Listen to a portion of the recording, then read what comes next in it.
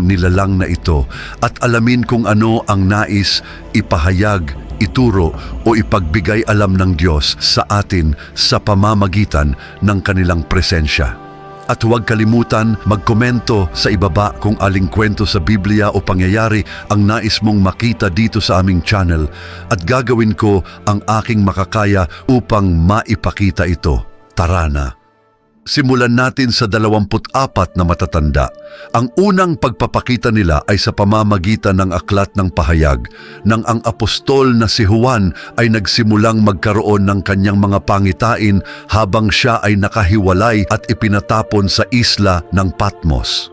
At sa gayon isinulat ni Juan ang kanyang nakita na sinasabi, sa palibot ng trono ay may 24 na trono at nakaupo sa mga trono ang 24 na matatanda na nakasuot ng mga puting damit at mayroon silang mga koronang ginto sa kanilang mga ulo. Ipinakikita ng talatang ito ang mga matatanda na may 3 detalye na hindi natin dapat palampasin: ang mga puting damit, ang mga koronang ginto, ang kilos ng pagkakaupo sa mga trono at maging ang salitang matatanda. Ang mga puting damit ay sumasagisag sa kalinisan at katuwiran na nagmumungkahi na ang mga matatanda ay mga nilalang na may dakilang kabanalan, lalo na't nasa harap sila ng trono ng Diyos. Ang mga koronang ginto ay nagpapahiwatig ng awtoridad at karangalan na nagpapakita na sila ay kinikilala ng Diyos dahil sa kanilang mga espiritual na tagumpay at katapatan. Ang pagiging nakaupo sa mga trono sa paligid ng trono ng Diyos ay nagre-reflekta ng isang malapit na ugnayan at dakilang kahalagahan sa kaharian ng langit. Sa pagkakaalam natin ng mga detalyeng ito, marami ang magpapalagay na ang mga matatanda ay mga nilalang na angelical. Gayunpaman, paano kung sabihin ko sa iyo na maaaring maging kabaligtaran ito? Dapat nating tingnan muna ang orihinal na kahulugan ng salitang matatanda sa Griego, presbyteros. Ang terminong ito ay palaging ginagamit sa kasulatan upang ilarawan ang mga taong may edad na at nasa posisyon ng pamumuno, hindi mga espiritual na nilalang.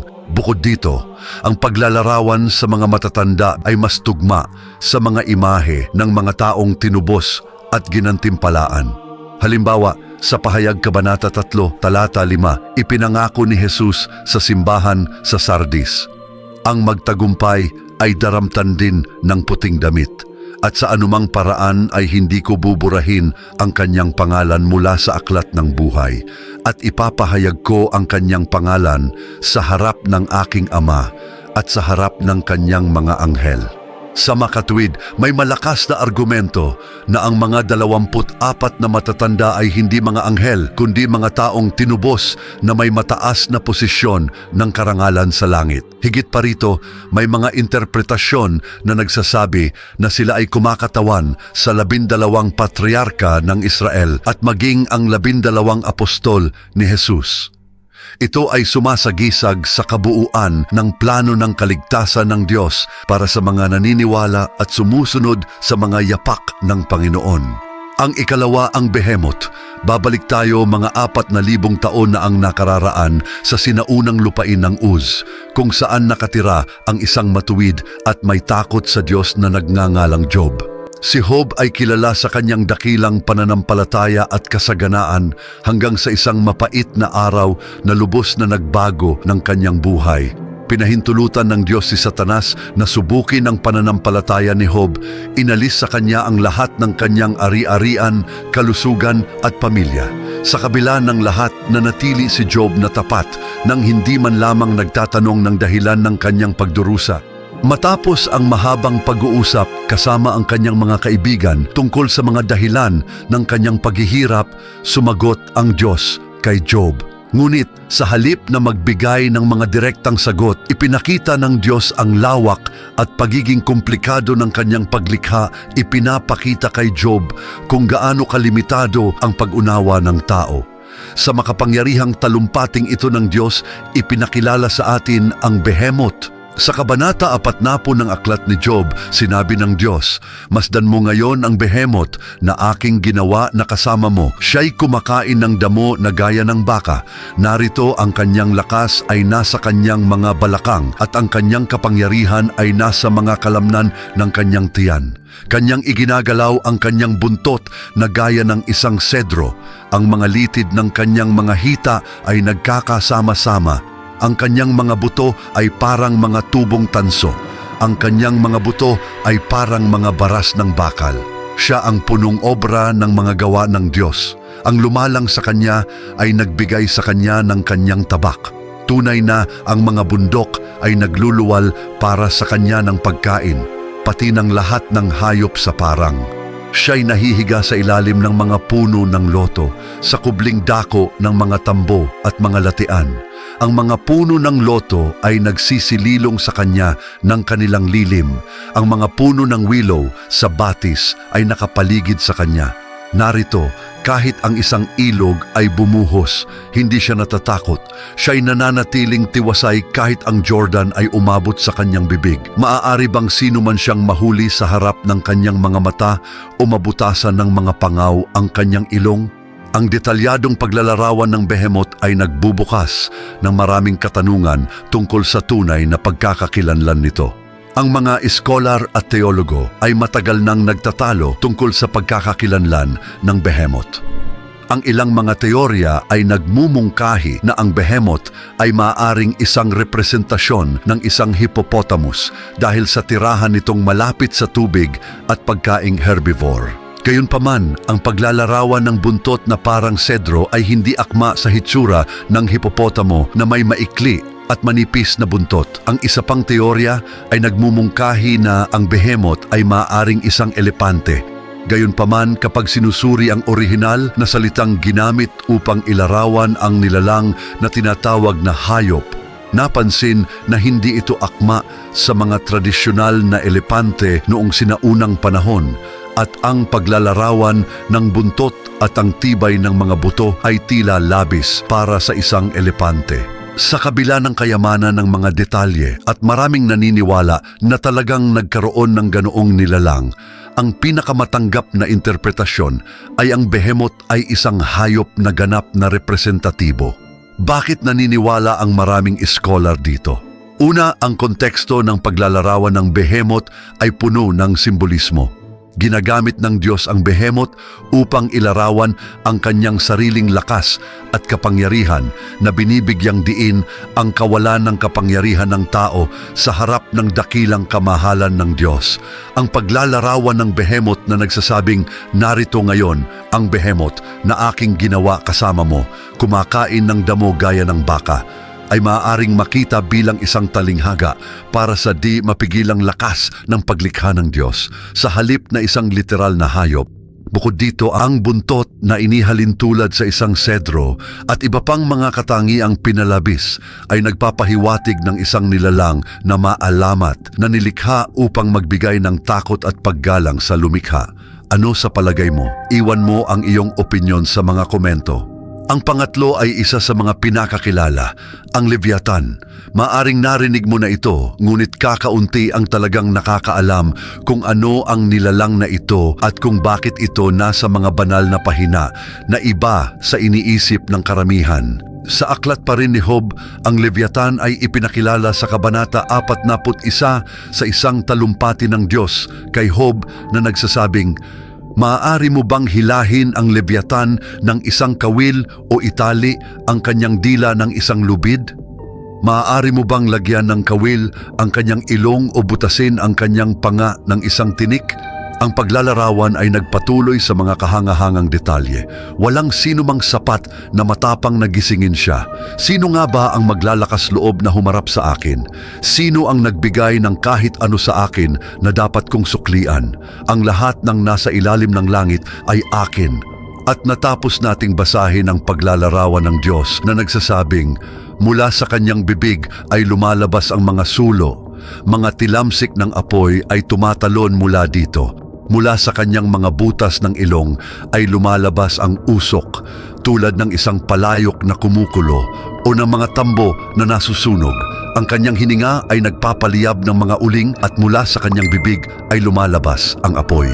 Maraming mga interpretasyon ang nagsasabi na ang Leviathan ay isang buwaya o isang higanteng ahas dagat batay sa ilang pisikal na katangiang inilarawan. Gayunpaman, ang mga partikular at maliwanag na paglalarawan ng apoy at usok ay hindi tumutugma sa anumang kilalang hayop na nagdadala sa atin sa posibilidad na ito ay isang representatibong nilalang.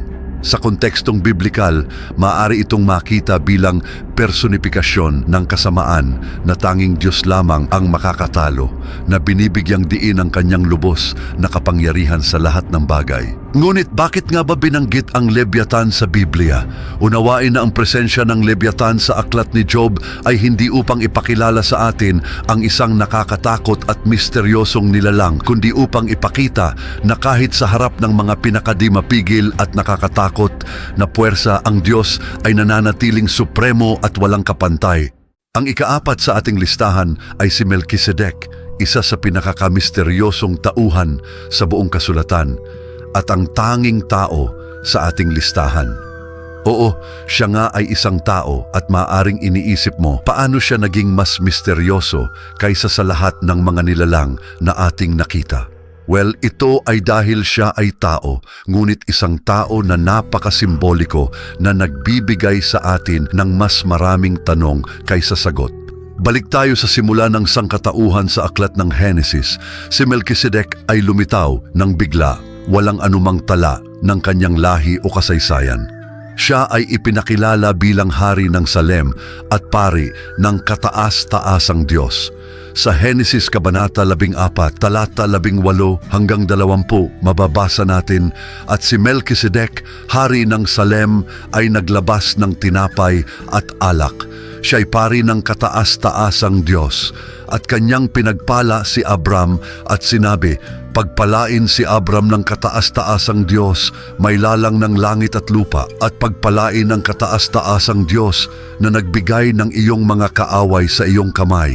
Ang maikling pagkikitang ito ay puno ng simbolismo at malalim na kahulugan. Si Melkisedek ay nagdala ng tinapay at alak, mga elemento na magiging mahalaga sa huling hapunan ni Jesus. Pinagpala niya si Abram na nagpapahiwatig ng isang mas mataas na espiritual na autoridad at tinanggap ang ikapo mula sa lahat ng nasakop ni Abram na nagdidiin sa kanyang papel bilang pari. Hanggang dito, tila normal ang lahat, tama? Ngunit ang tunay na misteryo ni Melkisedek ay lumilitaw kapag binabasa natin Hebreo Kabanata 7, talata 1 hanggang 3 na nagsasabing, "Sapagkat itong si Melkisedek, hari ng Salem, pari ng kataas-taasang Diyos, na lumabas upang salubungin si Abraham sa kanyang pagbabalik mula sa pagpatay sa mga hari, at pinagpala siya na siyang binigyan ni Abraham ng ikapu ng lahat." Una, sa pamamagitan ng interpretasyon, hari ng katuwiran, at pagkatapos ay hari ng Salem na siyang hari ng kapayapaan. Walang ama, walang ina, walang talaan ng lahi, walang pasimula ng mga araw ni wakas ng buhay, ngunit ginawang kahalintulad ng anak ng Diyos, nananatiling pari magpakailanman. At dito nabasa na natin ang lahat ng kailangan nating basahin.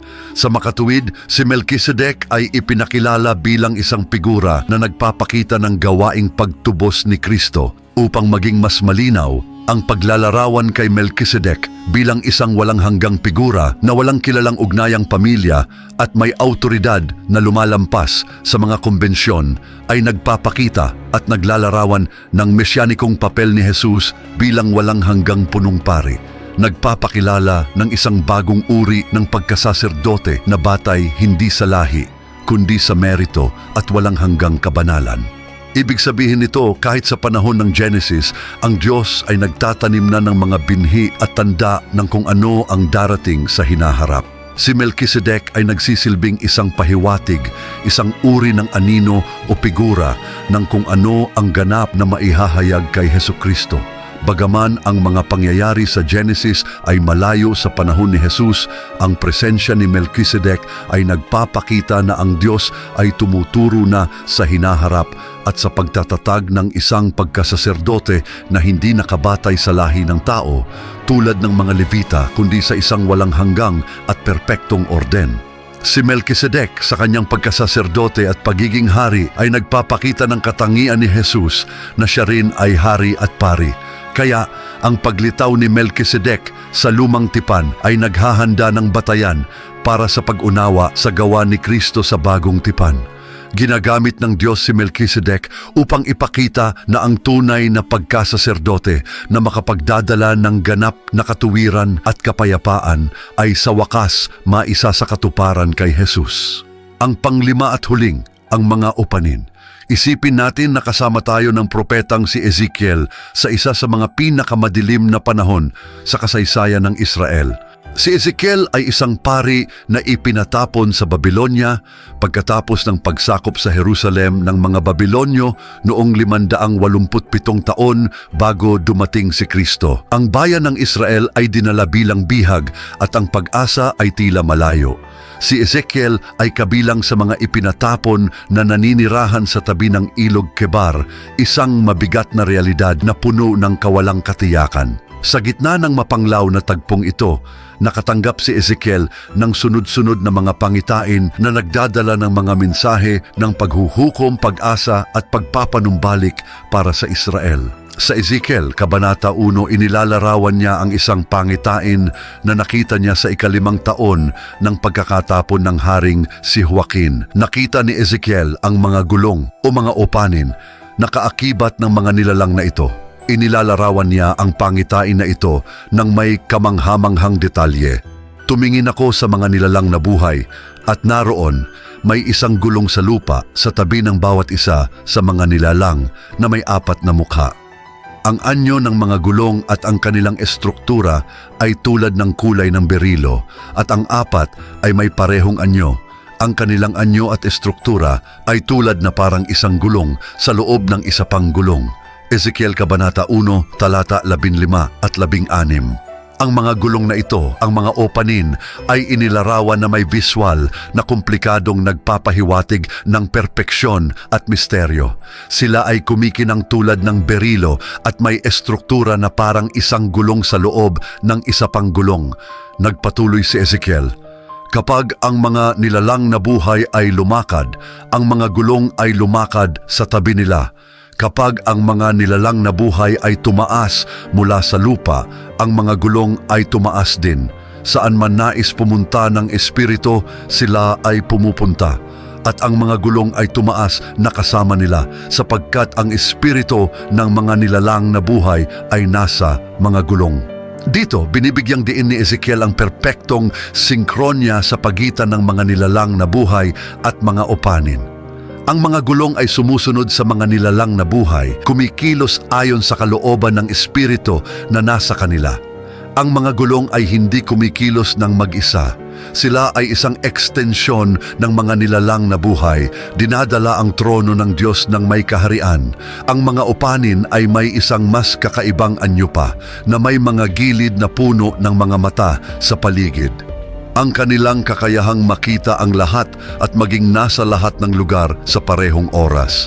Ang mga gulong na may ganitong katangian ay pinalalakas ang ideya ng omnipresensya at pagbabantay ng Diyos. Sa makatuwid, malinaw na ang detalyadong paglalarawan na ito ng mga nilalang na celestial. Ang mga upanin ay sumisimbolo sa patuloy na paggalaw at omnipresensya ng Diyos na sumasalamin sa kanyang pagbabantay at kontrol sa buong sansinukob. Para kay Ezekiel, ang pangitain ng mga upanin ay kumakatawan din sa isang tawag sa propesya. Ipinapakita ng Diyos ang kanyang sarili sa kanya sa isang maluwalhati at nakakatakot na paraan. Ipinapakita ang kanyang kamahalan at kapangyarihan.